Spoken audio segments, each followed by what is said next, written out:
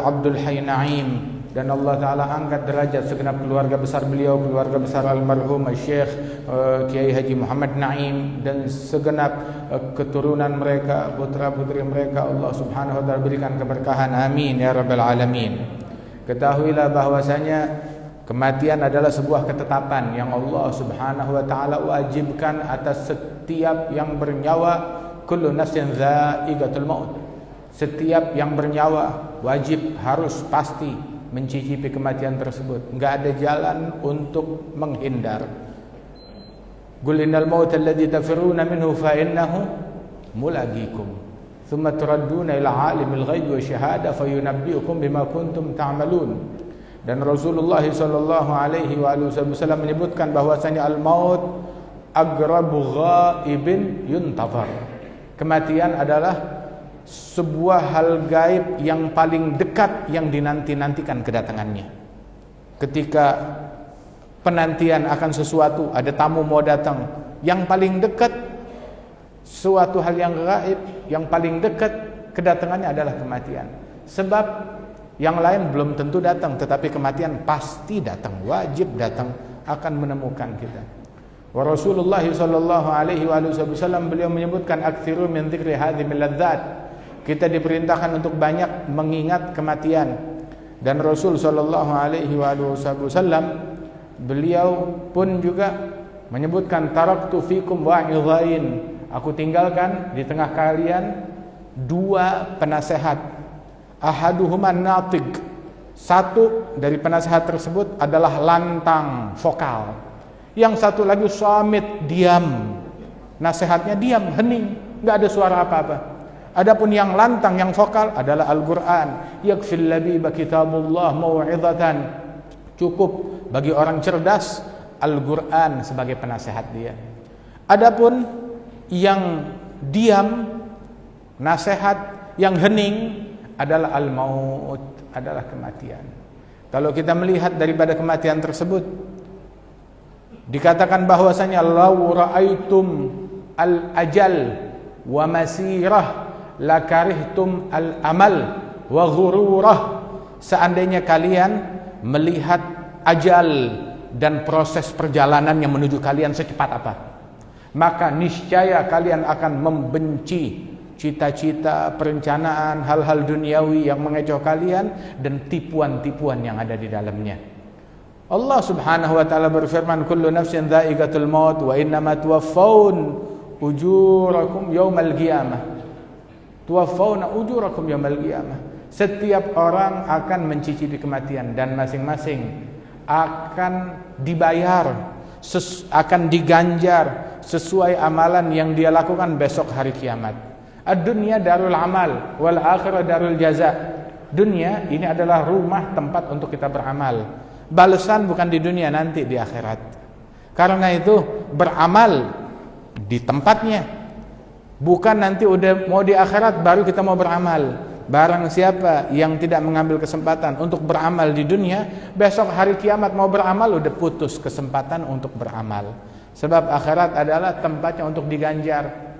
Untuk yang melakukan kebaikan, dia lihat ganjarannya. Yang melakukan keburukan, dia lihat ganjarannya juga. Dan Allah Subhanahu wa Ta'ala berfirman, wa innama tuwaffawna ujurakum yaumal qiyamah faman zuhziha 'anil nar wa udkhilal jannah faqad faz. Barang siapa yang dijauhkan dari neraka, dimasukkan ke dalam surga, maka dia telah beruntung. Saya enggak tahu definisi keuntungan yang dipakai oleh orang-orang di dunia ini. Definisi keuntungan yang sebenarnya adalah yang ditentukan oleh Allah Ta'ala.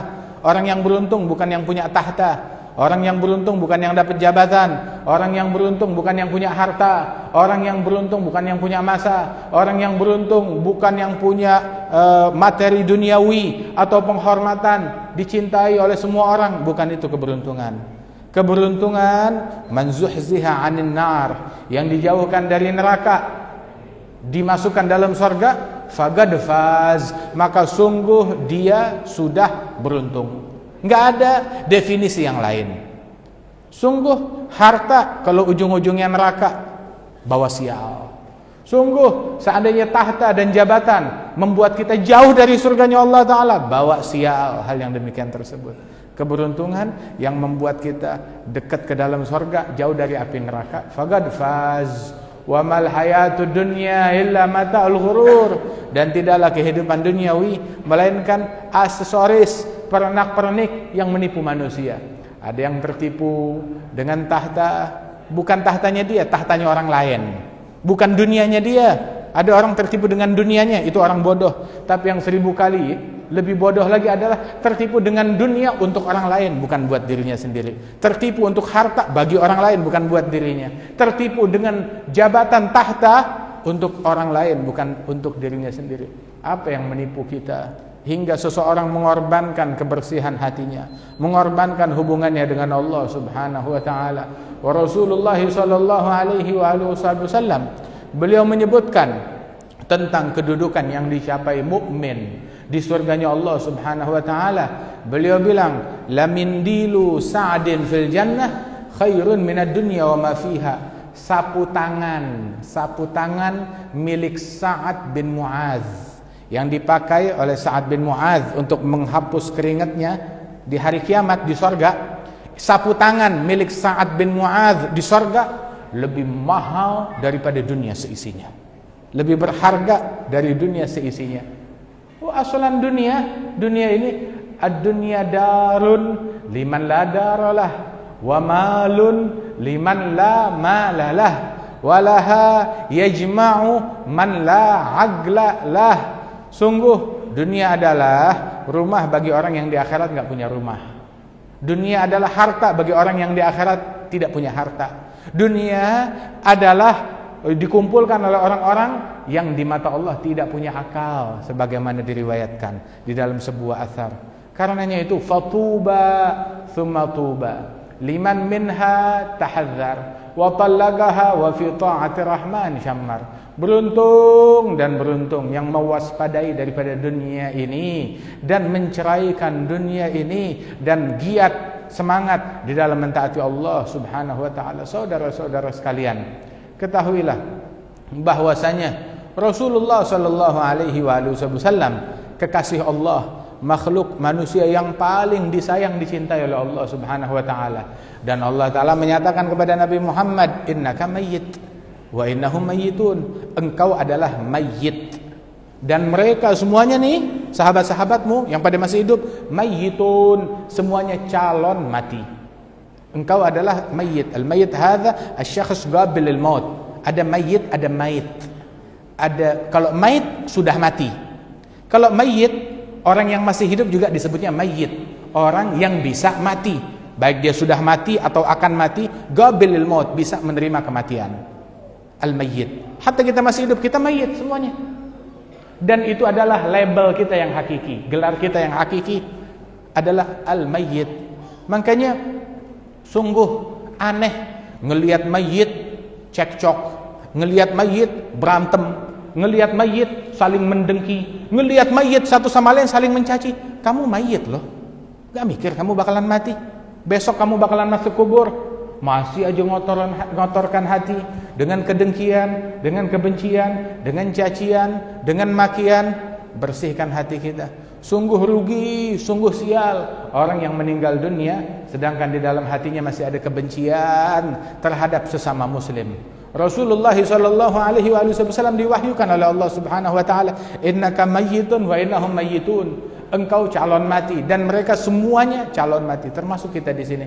Yang kita lihat sebelah kanan kita mayyit, sebelah kiri kita mayyit. Ini saya nih yang dilihat nih, hadza mayyit, ana mayyit. Kita ngaca di pagi hari, pandang wajah mayyit yang bakalan meninggal dunia. Tidak ini hari, besok.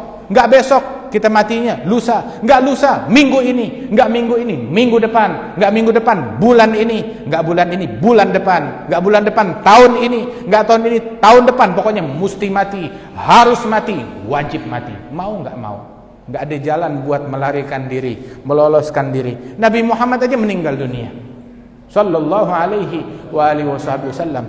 Datang fi sahih al-Bukhari, datang malaikat Israel kepada malakul maut, datang kepada Nabi Musa. Datang kepada Nabi Musa langsung nyelonong masuk, bilang saya malakul maut, saya malaikat kematian, datang untuk mencabut nyawa kamu. Nabi Musa fi ayyamit tih mengira dirinya masih dalam misi membawa Bani Israel ke Ardil Mugaddasah.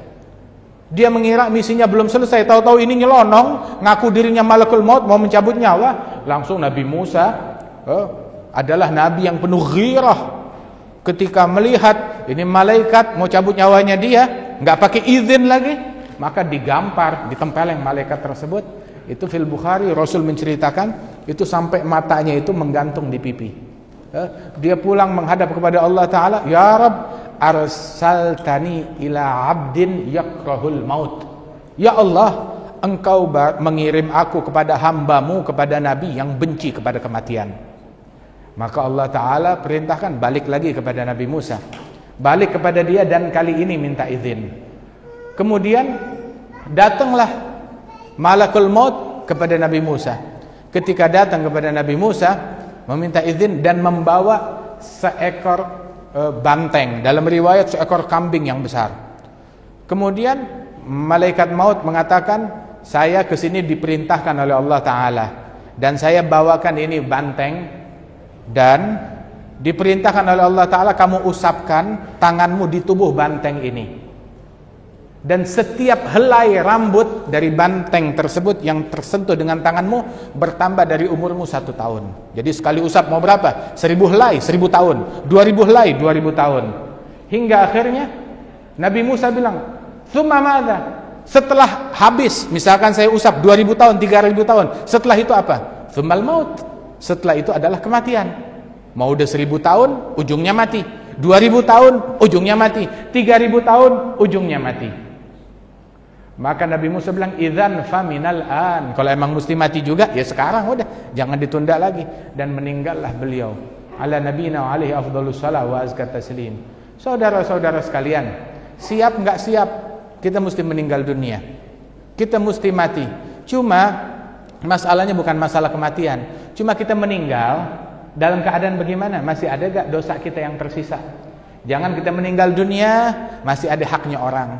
Pernah ngezalimin orang, pernah ngatain orang, pernah mencaci orang, pernah ngambil hartanya orang, pernah mukul orang, pernah menumpahkan darah orang lain. Kullu muslim ala muslim haram damuhu wa maluhu irduh. Tiap muslim, sesama muslim, satu sama lain haram untuk dinodai darahnya, hartanya, kehormatannya. Rasulullah SAW menyebutkan besok hari kiamat di hadits qudsi, Allah Subhanahu wa taala panggil hamba-hambanya kaum mukminin, ya ibadi, ma kana baini wa bainakum faqad wahabtuha lakum, faqad wahabtuhu lakum, faqad ghafartu lakum. Kesalahan yang terjadi antara kalian dengan saya udah saya ampunin. Tinggal yang antara kalian satu sama lain mazalim, fatawahabuha, maka saling memaafkanlah kalian satu sama lain. Perintah Allah Subhanahu wa taala, udkhulul jannah, dan setelah itu masuk ke dalam surganya Allah Subhanahu wa taala. Jangan sampai kita menjadi orang yang bangkrut. Atadrun manil muflis yaumal qiyamah, kata Rasulullah. Tahu gak kamu siapa gerangan orang yang bangkrut besok hari kiamat? Orang yang bangkrut adalah yang masuk ke alam barzakh, masuk ke kiamat, masuk ke padang mahsyar, membawa amal ibadat pahala sebesar gunung, saking banyak amal ibadat dia, sepenuh langit dan bumi.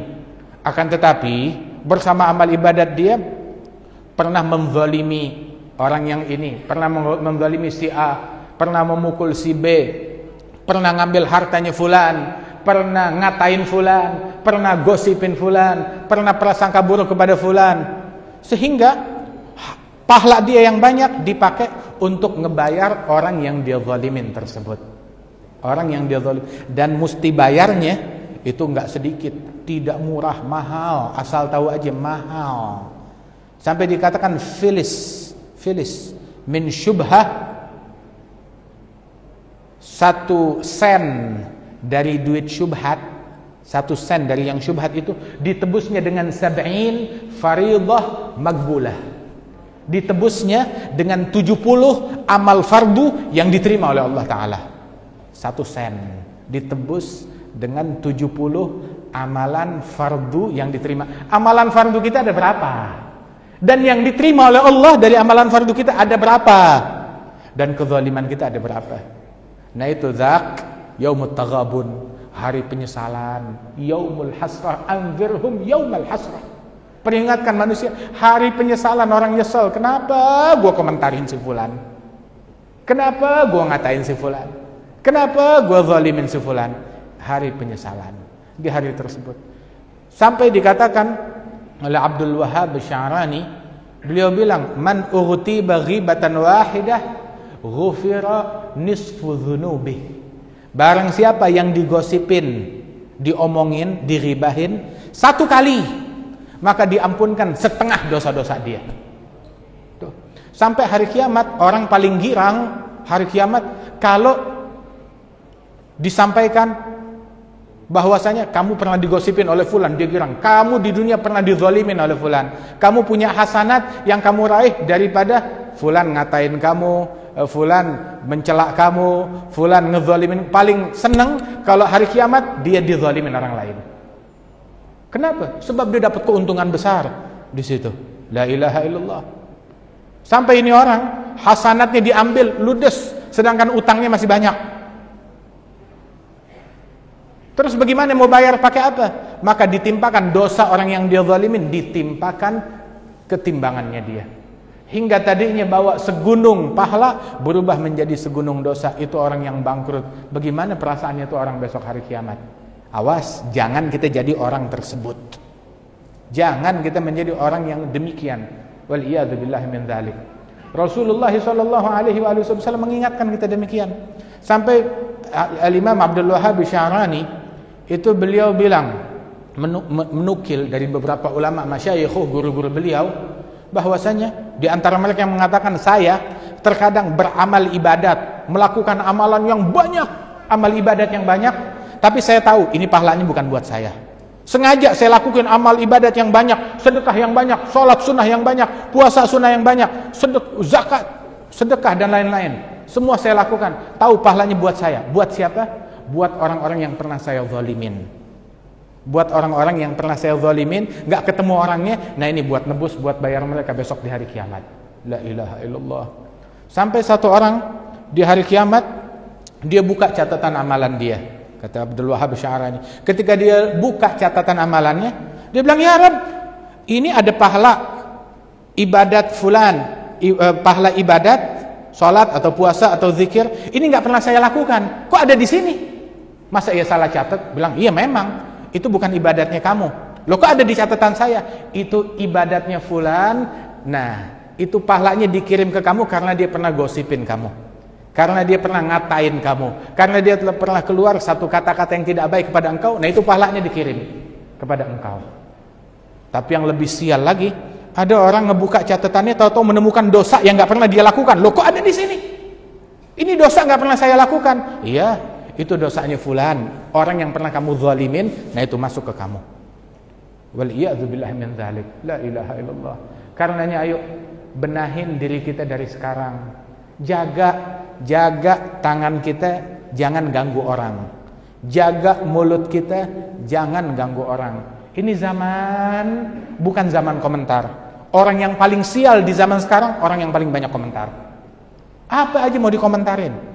Orang yang paling sial di zaman sekarang itu adalah orang yang mengganggu orang lain. Ada satu orang datang kepada Rasulullah, ya Rasulullah, saya punya tetangga, kerjaannya dia kalau siang selalu puasa, kalau malam selalu tahajud non-stop, full tahajud semalam suntuk. Tapi satu, punya kekurangan. Walakinnaha tu'dhi jaraha bilisaniha. Namun dia mengganggu kawasannya, mengganggu lingkungannya, mengganggu masyarakatnya dengan mulutnya. Dia mencaci, dia memaki, dia memprovokasi, dia ghibah, dia namimah, dia bergosip, dia mengumpat. Maka fatwanya Nabi Muhammad. Kalau ada fatwanya Nabi, masa iya kita menangin fatwanya orang lain? Ini fatwanya Nabi. Oh enggak, ada fatwa ulama lain. Ini ada fatwa Nabi Muhammad sallallahu alaihi wasallam. Nabi la khaira fiha hiya finnar. Enggak ada baiknya pada diri orang tersebut, dia di neraka, kata Rasulullah sallallahu alaihi wasallam. Hadza zaman, kata Imam Abdullah bin Husain bin Tahir, guru dari Mufti Betawi, Itu beliau bilang, "Hadza zamanus sukut wa luzumul buyut wa ridha bil gut ila an tamut." Ini zaman-zamannya diam. Jaga mulut, zaman jaga mulut. Dan zaman melazimkan rumah kita. Enggak ada keperluan jangan keluar. Keluarnya begini, ke masjid, salat, ibadat, silaturahmi, nolong orang, bantu orang. Ada zaman sukut, luzumul buyut. Wa ridha bil gut, ridha dengan rezeki yang dibagikan oleh Allah Subhanahu wa taala. Apa aja Allah taala kirimkan, ridha. Jangan banyak komplain, jangan banyak i'tirad tentang rezeki. Alladzi li ghairik la yasil ilaik, walladzi gusim lak hasilun ladaik. Fashtaghil bi rabbak walladzi alaik fi fardil haqiqa wa syar'il mawsul la yakthur hamuk ma qadir yakun. Waridha. Dan ini semuanya berjalan sampai kematian kita.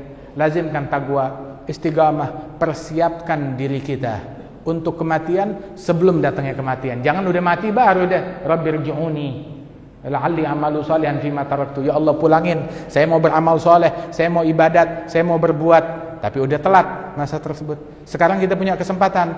Ada satu orang hadir jenazah di Basrah. Ini orang pendatang, orang asing. Pas kebetulan lewat di Irak, di Basrah, zamannya Imam Al-Hasan Al-Basri, maka dia lihat ada jenazah, dia ikut hadir. Semua yang hadir jenazah, semuanya pada nangis. Maka dia tanya, kebetulan yang ditanya tuh Al-Imam Al-Hasan Al-Basri, "Ya Imam, manil mayyit?" Siapa mayitnya? Kok orang pada nangis semua? Apa ini ulama besar?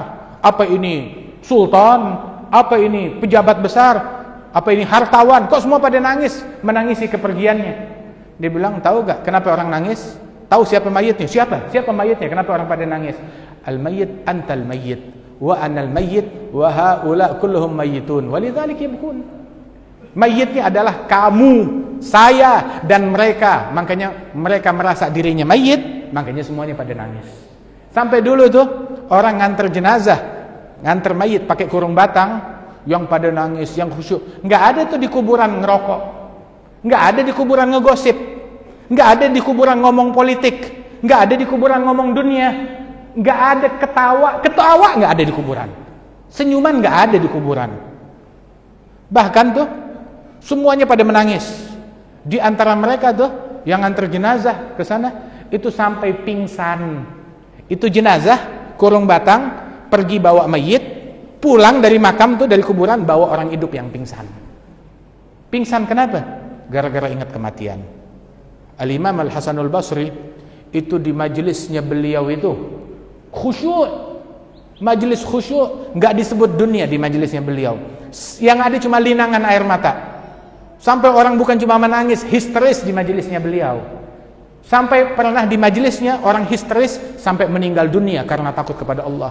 Pernah satu kali beliau ceramah, semua menangis, itu digotong dari majelisnya, dikeluarkan, diangkut 7 jenazah yang meninggal dunia gara-gara menangis dikarenakan rasa takut kepada Allah Subhanahu wa taala. Ulama bilang, pertama ilmu yang diangkat dari muka bumi ini setelah wafatnya Rasulullah, kan kita taunya ilmu faraid, ada ilmu zahir. Tapi pertama yang diangkat dari muka bumi ini setelah wafatnya Rasulullah adalah ilmu khusyuk, rasa khusyuk. Hingga la tajid khashi'an, ilmu banyak nggak ada khusyuknya, tidak ada kehadiran hati, nggak ada khusyuk, nggak ada linangan air mata buat Allah Subhanahu wa taala, la siang wala malam. Ya karena itu saudara-saudara sekalian, ayo ambil kesempatan kita untuk balik kepada Allah Subhanahu wa taala. Wal marhum Kiai Haji Abdul Hayy Naim, berkali-kali saya jumpa dengan beliau, selalu hadir di majelisnya orang tua kami, di majelisnya kakek kami di Kuitang, Al Habib Muhammad bin Ali bin Abdurrahman Al Habsyi selalu hadir. Dari masanya Al-Jad Al-Habib Muhammad bin Ali, juga masanya Al-Walid, masanya Al-Habib Abdurrahman bin Muhammad bin Ali, begitu selalu datang. Saya jumpa berkali-kali, sering sekali jumpa dengan beliau di Kuitang dan di majelis-majelis yang lain. Dan beliau adalah sahabat ayah kami Al-Habib Naufal bin Salim bin Ahmad bin Jindan. Masya Allah, orang baik yang tetap setia dengan ajaran leluhurnya, dengan ajaran guru-gurunya, ajaran salafus saleh radhiyallahu anhum ajmain. Tahu ajarannya apa? Nyenengin orang, bikin orang girang, bikin orang seneng, bikin orang bahagia, bikin orang tuh tertarik sama Islam, bikin orang jadi dekat kepada Allah Subhanahu wa taala, bikin orang cinta kepada Allah Subhanahu wa taala. Sampai orang yang maksiat, yang enggak demen majelis, jadi doyan majelis berkatnya beliau. Subhanallah, itu kerjaannya orang dulu. membawa citra yang baik tentang Islam, menarik orang, membuat orang itu jadi tertarik kepada agama dengan cara beliau yang demikian luwes, yang demikian santun, yang menggembirakan, yang membuat setiap orang yang ketemu beliau tersenyum. Radhiyallahu anhu wa arda. Masya Allah, mudah-mudahan Allah Subhanahu wa ta'ala ini orang yang suka bikin manusia tersenyum, masuk kuburnya tersenyum, di barzakhnya banyak tersenyum, di bangkit hari kiamat juga tersenyum. Sebagaimana dia banyak membuat orang tersenyum, Allah Ta'ala bikin senyuman buat dia. Diberikan Allah Ta'ala, jadikan dia tersenyum di kuburnya, di barzakhnya, di akhiratnya, di surganya Allah Subhanahu wa ta'ala. Amin ya rabbal alamin. Allahumma ja'al jam'ana hadha jam'an marhuma, tafarrugana min ba'di tafarrugan ma'suma, ولا تجعل فينا ولا منا ولا معنا شقيا ولا محروما. اهدنا بهداك واجعلنا ممن يسارع في رضاك ولا تولنا وليا سواك ولا تجعل ممن خالف امرك وعصاك وارفع درجات عبدك عبد الحي نعيم ووالديه وذويه واخوانه اجمعين تغشاه برحمه الواسعه من عندك واجعله في عليين واجعله ان شاء الله في زمره سيد المرسلين مع الاولياء والصالحين برحمتك يا ارحم الراحمين. وبارك في اهلي وذويه وأولادي أجمعين وأخلفه في أولاده وأهله بالخلف الصالح يا أرحم الراحمين ويا أجود الأجودين. وصلى الله على سيدنا محمد النبي الأمي وعلى آله وصحبه وسلم وآخر دعوانا أن الحمد لله رب العالمين بسر الفاتحة.